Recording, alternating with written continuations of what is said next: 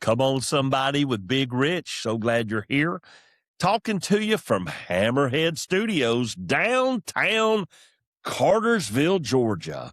We are about 40 minutes if you speed to Atlanta and about an hour from Chattanooga, Tennessee, which that area is where I call home where I grew up. Chickamauga, Georgia, which is right outside of Chattanooga, Tennessee. But I love this part of the country. I've been blessed to live around here all my life, other than I did a 1-year stint in New Orleans. That's a whole different episode we'll talk about. When Pastor Brock worked at a big church in New Orleans, one of the mega churches that had we had a jet and we had gold stuff on the walls and all kinds of crazy stuff. And there'll be a lot of times where I talk about in the podcast, kind of my vision for what I'm doing is I just pick something and talk to you about it. Believe you'll relate to it or learn something or enjoy it. Share it with your friends and we'll have a good time, man. We'll enjoy life all the way through. Got some great shows coming up, doing a lot of comedy this month. Go to bigrichbrock.com. You'll see it on the screen through the show and visit the website. Buy your tickets there. Some of my shows, if I produce them, you buy the tickets on my website.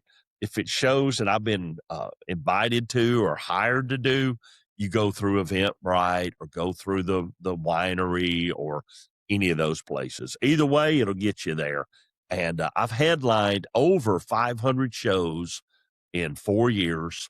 As we're taping this, I'm closing in on my 4-year anniversary from the first show I ever did. And I'm just excited to do what I do. I love what I do. I've been doing comedy full time for a couple of years now. Got involved in it after 26 plus years of pastoring churches from 50 people to 3,000. So comedy is, I kind of use the same plan to build comedy as I did build a church, because I was a church planner a couple of times where I took something, went into a community and built a church there. Started with me, my wife at the time, and our son was 2. And we showed up in Dalton, Georgia. We did church services for basically 90 days. And if nobody had been there, I guess we'd have went back to the church we were working at. But people showed up and we grew that church to a few hundred people. And I kind of used the same principles I used to build that, to build my comedy empire, Big Rich Brock Comedy, and just loving people and bringing comedy to places I haven't seen it before. And I've been very fortunate that people have found me. They reach out to me. Basically, my marketing is word of mouth. So if you've enjoyed this or you enjoy the shows that I do, tell somebody. And I booked 6 shows in the last 2 weeks that have called me or messaged me that have been referrals from places that I currently do shows, or their customers say, hey, y'all need to get Big Rich in here to do his comedy show. So I'm looking forward to going to those places. Calhoun, Georgia's coming up. We've got shows back in Florida. I'm going to be in somewhere other side of Atlanta. I think it's called Catherine, Georgia. If that's not it, shout out to wherever it is. I'll let you know. We'll put it. It's on my website. You can find it. So, man, I want to talk to you today. I love music. I mean, there's a lot of musicians that want to be comics, but there's a lot more comics that would love to be musicians. Same with athletes. I'm looking forward to a podcast we're going to do about favorite athletes from childhood in the next month probably. But I want to talk about music, and the way I got my interest in music was twofold. One, my parents, and I think a lot of us, if you grew up in a home that appreciated music, neither one of my parents played music, but they loved it. And the first music I listened to was what they bought or what they had. And growing up in the 1900s, we had AM, FM radio. And I remember, and we had this big pledge. I'll get you to pull this up. we had this big cabinet it looked like, I got tickled. My grandma called it a buffet, or you might call it a buffet, but it's this big cabinet that you put all this crap on and you put dishes and stuff, but you raise the lid and there's a record player and there was an 8-track player and there was a radio and then there was room to put your albums. And man, we bought that and that was in our dining room. And man, we'd listen to music every weekend that we were home, at night sometimes. But I got fond memories as a kid on Sundays. We weren't big church people. I mean, we went some. I love the Lord. I like about 5 people. No, I'm just kidding. I love everybody, or try to. And I go to church now as a pastor for 28 years. So I preached 4,000 sermons, and I've probably been to 30,000 church services. I got time served, so I tell people. But I do enjoy going when I'm home and have a great church I worship at and good people there. But when I was a kid, we went for a little while, and then, and for you guys that are uh, believers or you're in church world, there's a Bible scripture that says offenses will come, but woe be who they come through. People are going to offend you, man. Not every day, I hope, but there's opportunity to get offended in this life. And you just got to rise above it. Because here's what I've learned in my short 58 years. Sometimes it feels long, sometimes it feels short. The people that offend you or aggravate you, most of the time, they don't think nothing else about it. They're going on to offend somebody else. You're the one worrying about it. You're the one anxious about it. You're the one losing sleep. And the Bible says to count it all joy when you face tests or trials of any kind. So you might as well decide to be happy and to choose things to think about that are positive. And you're like, well, Big Rich, that sounds easy when you're in a podcast studio. Well, sometimes it is. And then sometimes in life, we get hit with things that are tough. And you've just got to make a decision. I'm not going to fall into that kind of thinking, because stinking thinking ain't going to get you anywhere.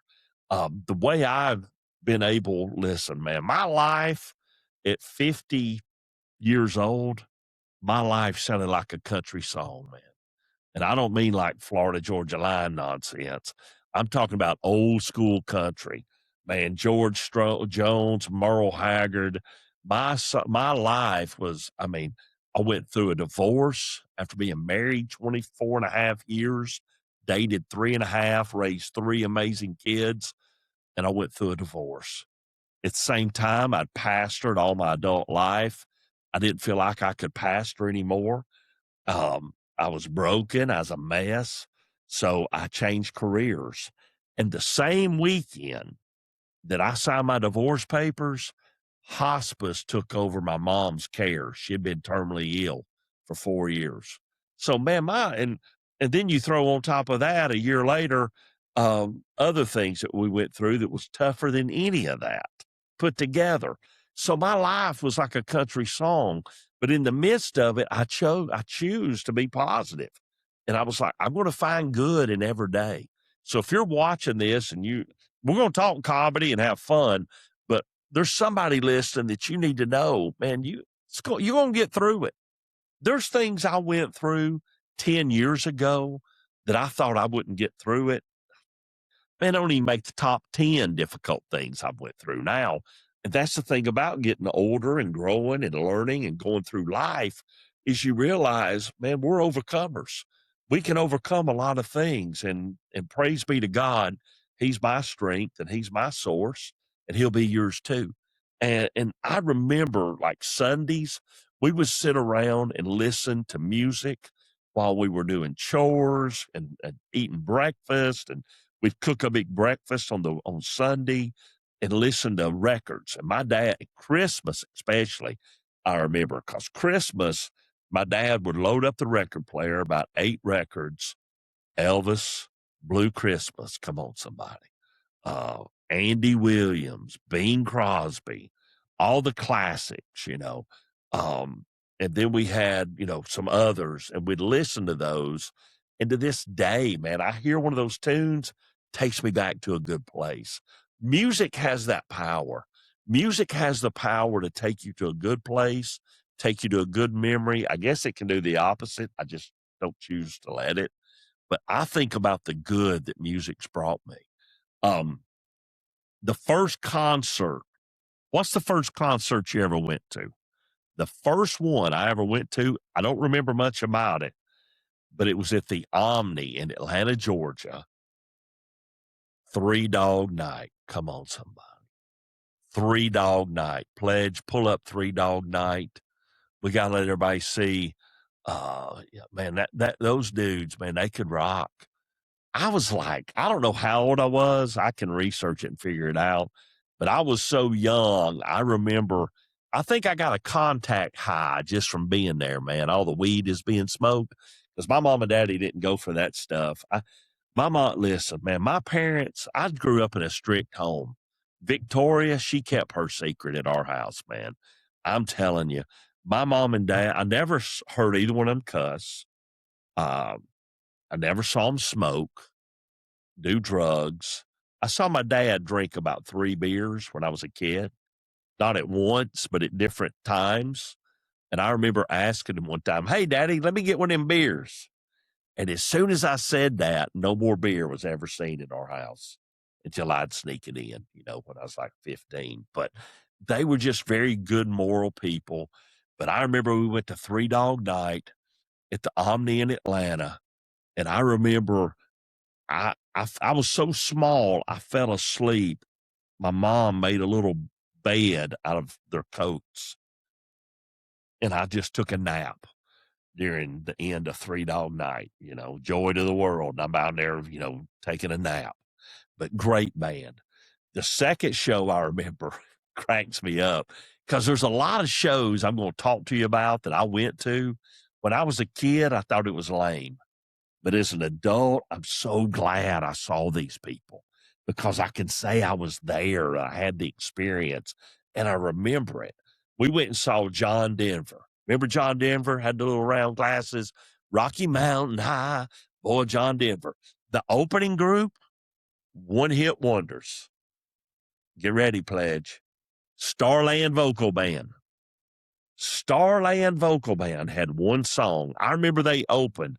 And that song, if you're from the 70s or you got yacht rock, you know it. Afternoon Delight.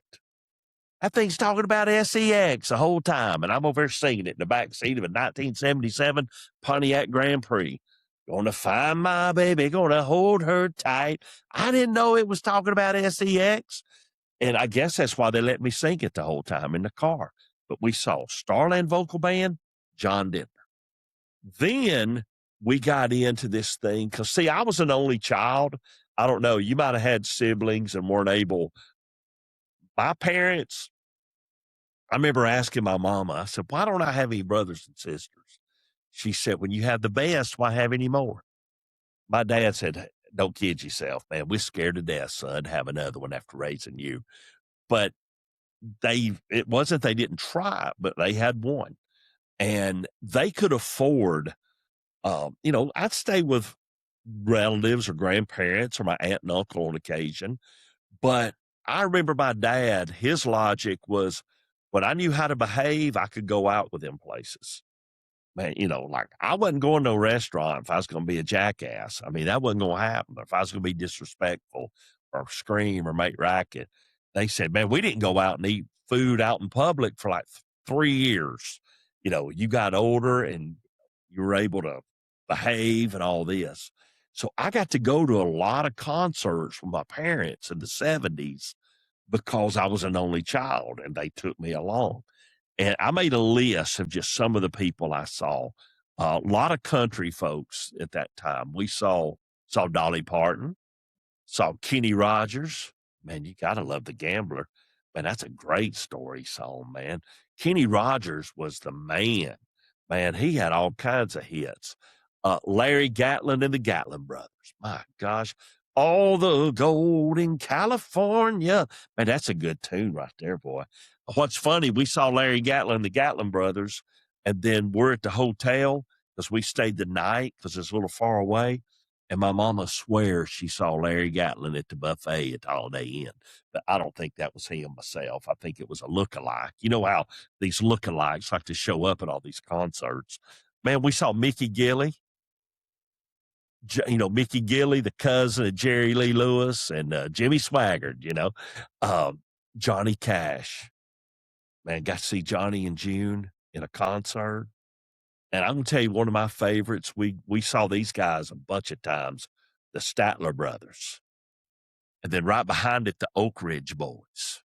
Now, the Oak Ridge Boys, for you young bucks that are watching, they were like Southern gospel in the '60s, and then they grew their hair out and got popular in the '70s and '80s. And man, I remember you can Pledge, pull up Elvira by the Oak Ridge Boys and let them see what the Oak Ridge Boys look like. One of them had a big old woolly bully Duck Dynasty beard. One of them always wore a suit and was polished, looking good. One of them, he kind of looked like my daddy. He had a big old Smokey and the Bandit Burt Reynolds mustache, or you'd call it a porn stash if you're under 30. And then another fella that was one of the brothers. And man, they sang, good tunes, but it's just crazy because some of the songs they sing, I got them on my playlist now. I didn't know what they were about, when I was a kid. See, today, a lot of times in music, it's just F this and terrible lyrics. We didn't have those lyrics. You had to be a little smarter about how you got your message across. And the Oak Ridge Boys had one called Trying to Love Two Women is Like a Ball and Chain. I thought, man, Trying to Love Two Women. That's a good tune. But they sang at this show, I remember it, as a little boy, they sang Elvira. If you know that tune, there's this part where the bass singer goes, giddy up. They all holler, giddy up. And he goes, papa, mow, mow. He'd do that papa, mow, mow. And all the women screaming, going crazy. And it's just a song. And it would crack me up. The power of music, man. And I saw Loretta Lynn, Ronnie Millsap, seen him twice. He didn't see me either time. Come on, somebody. I love Ronnie Millsap. Smoky Mountain Rain, Tammy Wynette, Barbara Mandrell, Alabama, the band Alabama. Man, my parents, I think they have two favorites. I'm going to share them with you. And I love both of them. One I didn't, but I do now. But Alabama, I loved when they came out. We saw Alabama, Fort Payne, Alabama is where they're from, three of them. When Alabama came out, we were at Opryland. And Opryland, Nate Land's getting built where Opryland used to be. Opryland was big in the 1900s in Nashville. It was a family-oriented theme park. We're up there at Opryland, and lo and behold, Alabama's playing music. We saw Alabama at Opryland and bought their album. The first album just came out, and we bought it, and we bought every album they ever made for 20 years. Man, my mom and daddy, when they were alive, they loved Alabama. Feels So Right. There's an album that, that Feels So Right album, I still remember it like a saddlebag, a black saddlebag. Great tunes on there. Every college kid in America knows the group Alabama, especially if you like SEC football. Alabama, Mountain Music, some of those tunes that everybody sings. So love them. But my mom and daddy's all-time favorite singer that we went and saw in concert multiple times was a fella by the name of Harold Lloyd Jenkins. Now, he sounds like a serial killer, don't he? But no, he was a lady killer. You would know him as Conway Twitty. Conway had 55 number one hits. He had, I think, 45 number ones in a row. Come on, somebody. Conway is on the Mount Rushmore of music, man, as far as you got George Strait, you got Conway.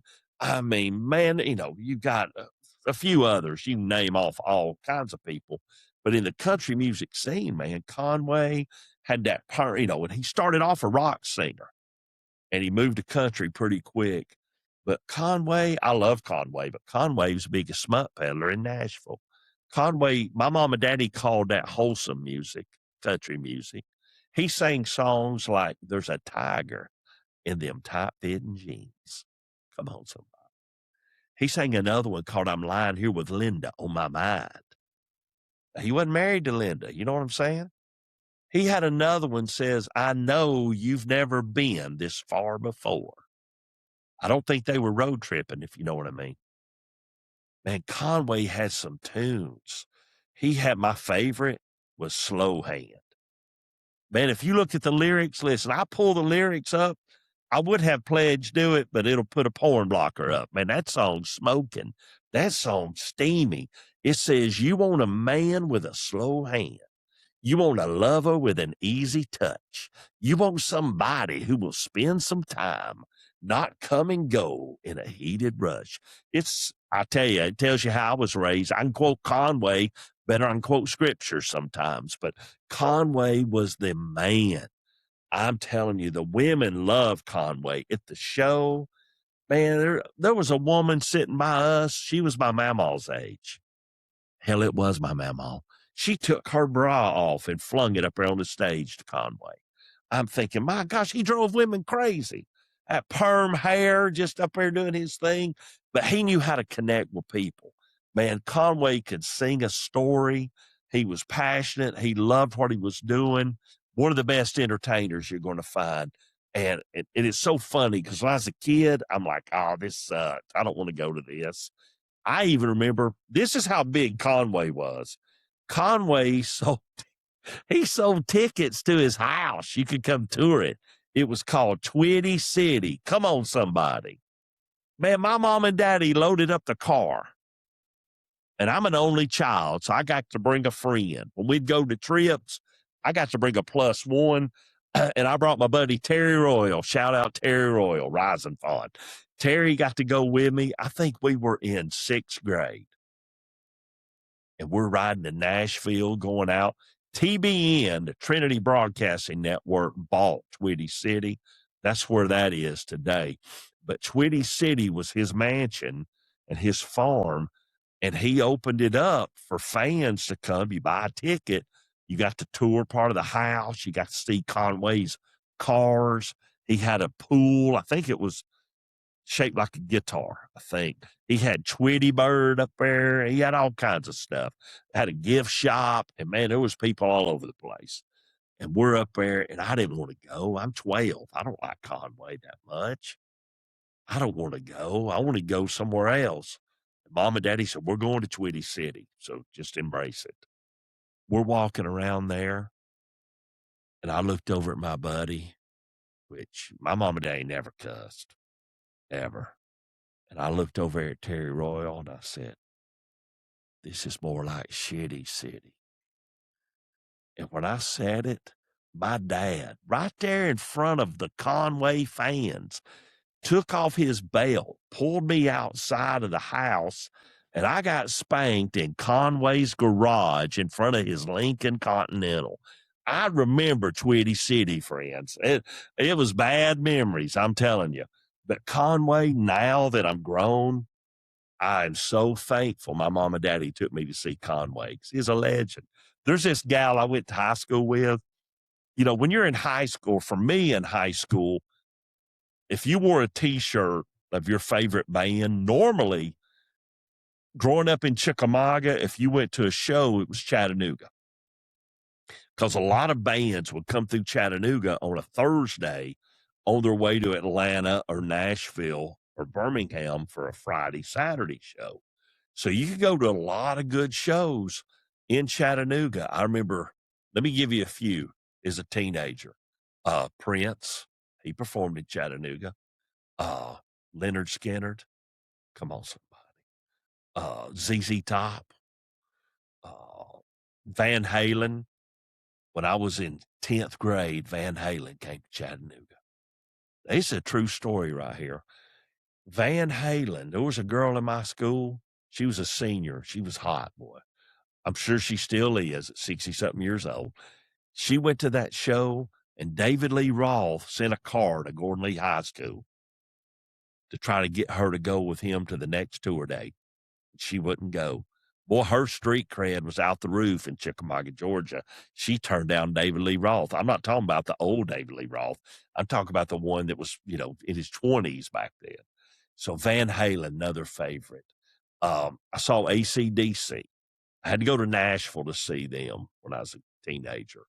Willie Nelson, saw Willie at Chattanooga. Waylon, Hank Jr.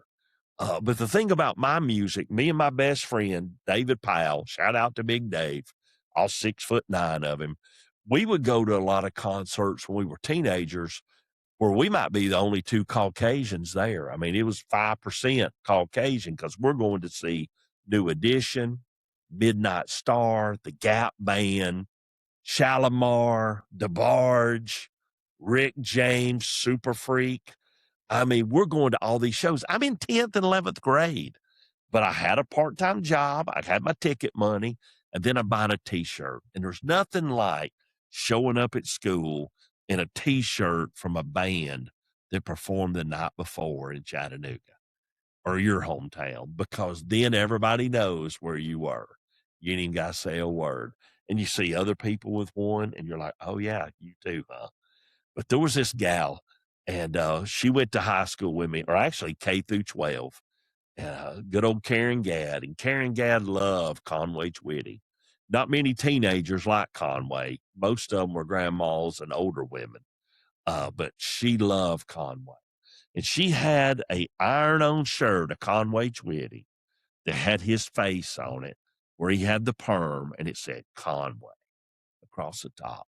She wore it to school one Friday, came into homeroom. We're in like 11th grade, I think. She came into homeroom, and she came in, and I seen it, and I just said, hello, darling. Nice to see you. It started singing Hello, Darling, and everybody's laughing, carried on, but she loved it. She wore that shirt every Friday the whole year, so we'd sing Hello, Darling. So people find their music that they love, that they connect with, and a lot of music I like today in my 50s was music from the 70s when I was a child that I don't really remember as much, but my parents listened to it, and I've went back to that. There's a few, and I'd be curious some that you like now. Like, I grew up, my teen years was the 1980s. I love the 80s. I was the first kid at Chickamauga Elementary, 3rd grade or 4th grade, that got, no, let me think, because it came out in 80. I think MTV came out 83, so I was middle schooler. I was the first kid in my class to get MTV. How's that, Big Rich? Because I lived at 311 Hog Jowl Road in Chickamauga, Georgia. We didn't get cable. We bought a satellite dish. Now, that satellite dish, Pledge, you're going to have to pull up a satellite dish from the 1970s and show everybody what it looked like. That thing looked like it took up a corner of our yard. That thing was huge. It looked like we was trying to talk to the Martians, man. That thing was huge in our yard. Made people nervous. They thought the NASA and the government was communicating over at Hog Jowl Road. But that satellite dish gave us MTV. I remember coming home from school. It came on. Video Killed the Radio Star was the first song, which I wasn't a fan of that one. But then all of a sudden, 24 hours a day, back when MTV actually played music, 24 hours a day, man, music, Prince, Michael Jackson, Def Leppard, Hall & Oates, the list goes on, which all of those, other than Prince, I got to see in concert. Saw Michael Jackson at Neyland Stadium when he went on tour. My dad called it the Michael Jackson tour where he got his brothers a payday, because it was all the Jacksons in the probably like 85, 84, something like that. Thriller came out, but they did an album called State of Shock, and it was the band, and they went on tour. I got to go. You know who opened up for them? Huey Lewis and the News. Come on, somebody. Sports, I love Huey Lewis. Saw them. Man, got to see all kinds of music as a kid, as a teenager, but your taste changes, man. Mom and Daddy took me to Three Dog Night, and then everything was country or country western.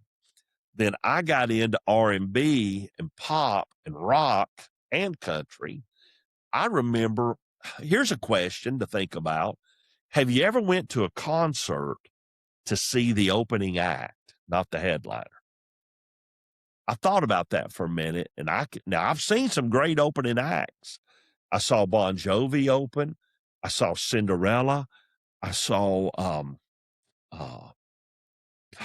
what's it? The Sebastian Bach, the band he was in. They opened for AC/DC that night. I saw them. But the only one I can remember that I paid my money to go see, and he was the opener, Randy Travis. Ricky Skaggs came to Chattanooga to the auditorium, the Walker Theater, I think now, but the Old Memorial Auditorium. And the opener was Randy Travis. He had one album, Storms of Life. Man, I listen to that album cover to cover all the time. See, the thing I think is cool about music, much like comedy, movies, entertainment, you can have eclectic styles. I like a lot of different kinds of comedy. I do. I know my lane. You know what I'm saying? I know what I do, and I stick to my brand. I try to do it well. I try to do it better than I've ever done before, but I know who I am, and that's what I do.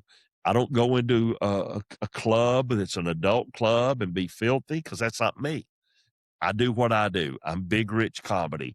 I'm going to talk about your mama and them. I'm going to talk about growing up in the 1900s. I'm going to talk about being a former pastor. I'm going to talk about different things that I do, and I like who I am, and I find my brand and I find my audience. But music, man, I got all kinds of tastes. I'm sure you do too. But I saw another one that I really enjoyed. That was when I saw Randy Travis. I'm like, okay, man, I can listen to that all the time. Hank Jr. was the same way. I listened to Hank Jr. Depends on what kind of, I want to do a little drinking. I listened to Hank Jr., back then. I loved Def Leppard. I really enjoyed AC/DC, Bon Jovi, those, some of the hair bands, but I call them more Van Halen, rock bands, more so. To me, the hair bands were, Poison and some of those, and everybody's got their opinion on that. And that's cool. But I got all into music, man. I was all about it.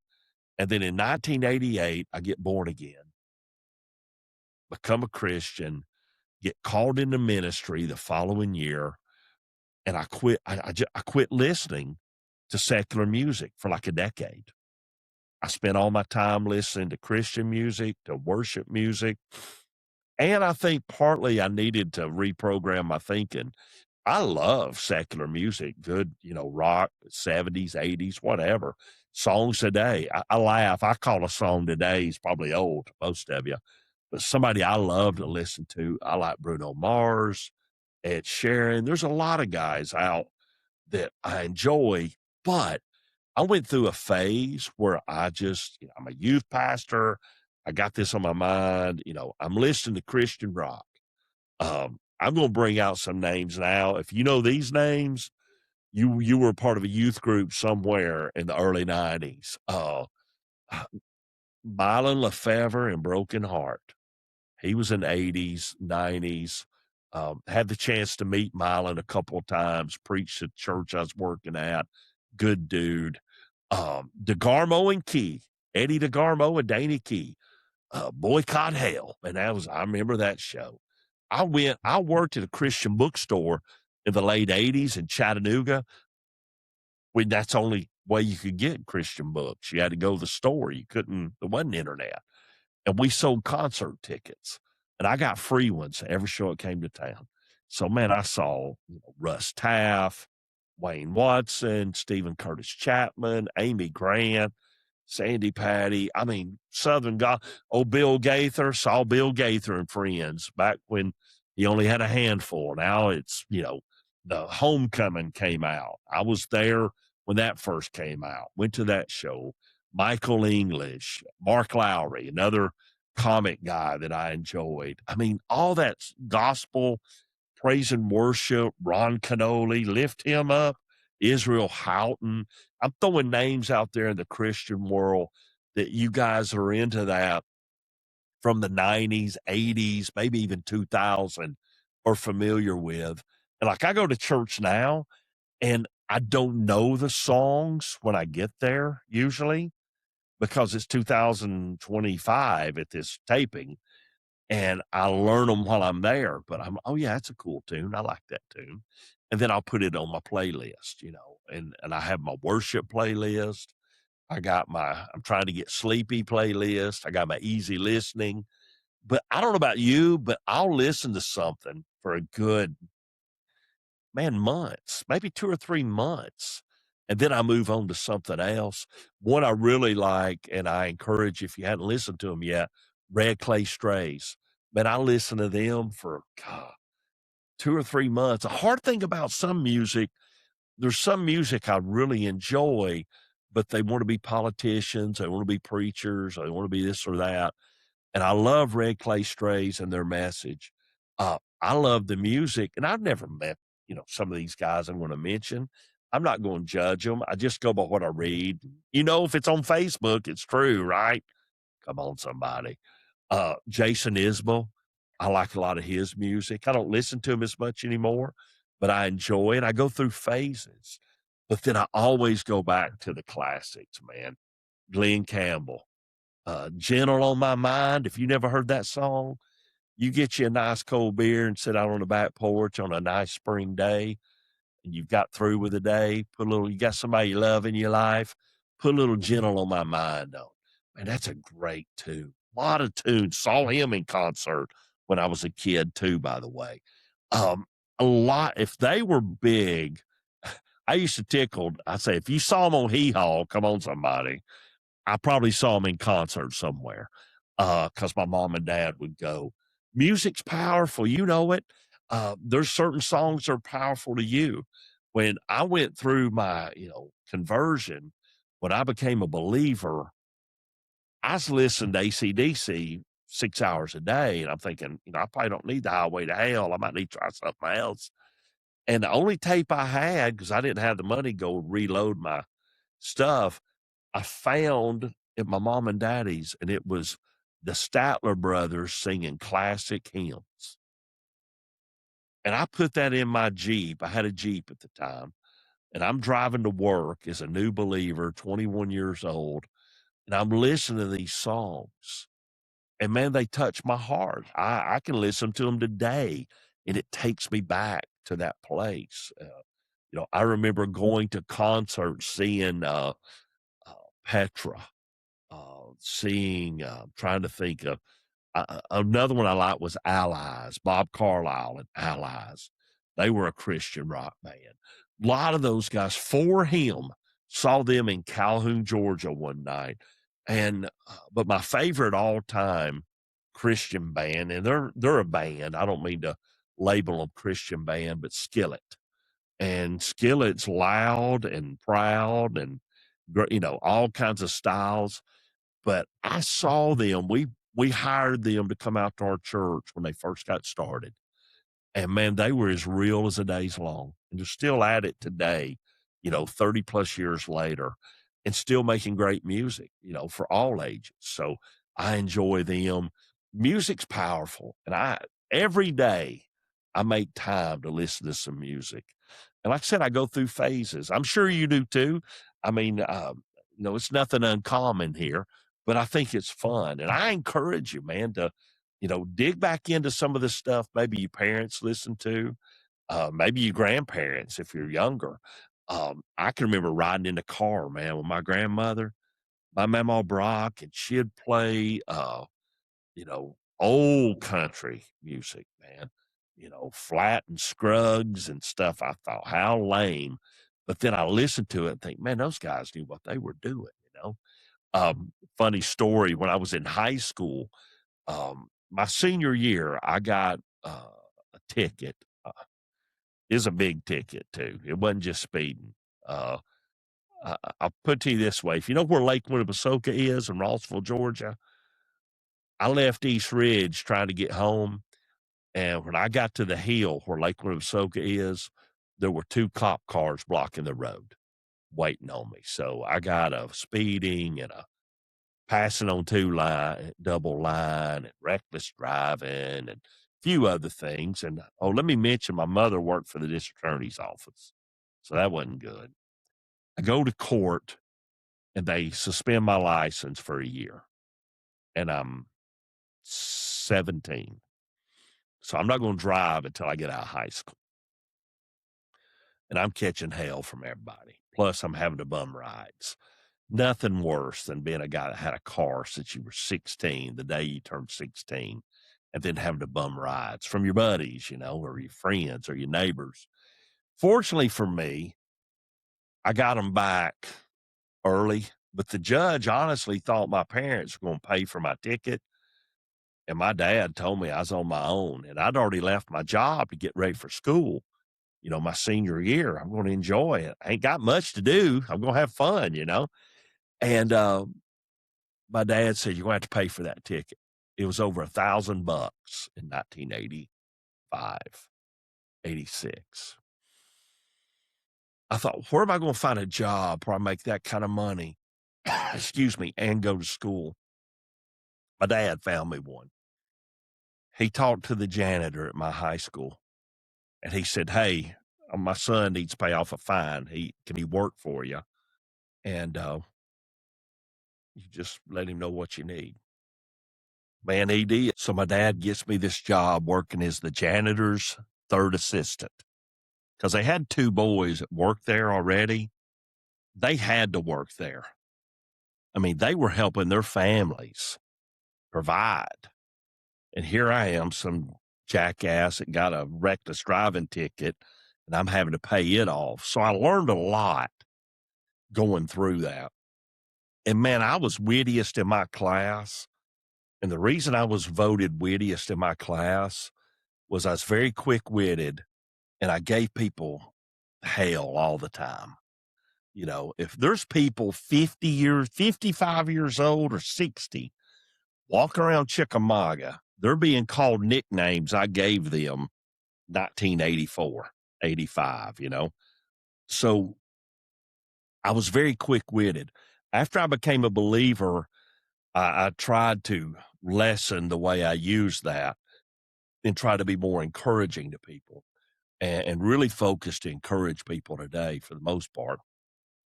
But I learned a lot about life working at the school. It was very humbling. I was embarrassed. I tried to hide it. I didn't want people to know I was having to clean out the girls' restroom and the boys' room and all that stuff, take the trash out. But people figure it out. It's a small school, small town. And it humbled me, and it was good for me. But the reason I bring it up during this podcast was talking about music. There was a lady that was like the cleaning lady of the school. Her name was, and I remember it, Louise Chambers, Miss Chambers. And Miss Chambers has to be 150 now, so she's already gone. But she didn't have a lot of, things in life, it didn't seem. And I remember she wore different wigs to school, different colored wigs, different stuff. And that was her style. And she wore, like clothes from the 70s. And this was 1980s. But it was things that she had and she didn't have to buy new and that kind of stuff. So she was one of my bosses after school. She'd tell me what to do. And I remember we're over there working and I would bring a jam box and play music. And me and the other 2 guys, I picked the music usually, and we'd listen to it while we're working. And one day she says, I'm going to play y'all some of my music. And I'm like, okay, Miss Louise, what are we getting? And I figured it was Conway or Earl Thomas Conley or, Tom T. Hall, Come On Somebody. I didn't know this was her playing music. She pulled out this. Now, you're going to have to go back in time for this one. The small cassette deck that you put a tape in and hit play. And she would record herself at the house playing the banjo or the guitar and singing. and you'd hear the dog walking around barking. You'd hear the washer and dryer going. And it was just her doing songs, and she loved it. It was her passion. It was her favorite thing to do. And we sit there and listen to it for an hour. And then it was brutal. Well, Big Rich, what'd you do? I thanked her because I learned something. You know, she became vulnerable. She showed us something that was her. And if you're into comedy or music or whatever you do creative, when you share that with somebody else, I tell you, being vulnerable sucks. But you got to be vulnerable to find love, to be successful, to do the things that you want to do when you're in the arts or in relationships. And when she shared that with us, now, part of me laughed, but the smart part of me thanked her. And I still remember it, and I'm 58 years old. Heck, I'm probably the age she was then, you know, and she shared her music. So music is a powerful thing. I encourage you to listen some today.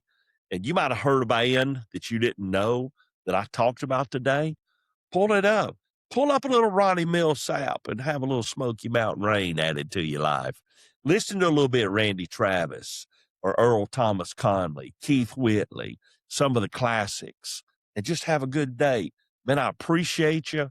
I encourage you to come see me at one of my shows. We have a good time, man. We have a big, rich time. A lot of good comedy, clean comedy for good people, bringing hope one laugh at a time. You want to get me into your church, give me a call. I won't embarrass you, Pastor. I'll behave, of course. I was a pastor most of my adult life. I know how to handle myself in church houses, but at the same time, I can do a bar or a winery or a brewery. And guess what? My message is the same. I'd probably curse more at the church show. No, I'm teasing. I'm not going to do that stuff. We're going to have a good time. We're going to encourage people. Come out to a show. We'll see you soon. And this is Big Rich. Come on, somebody.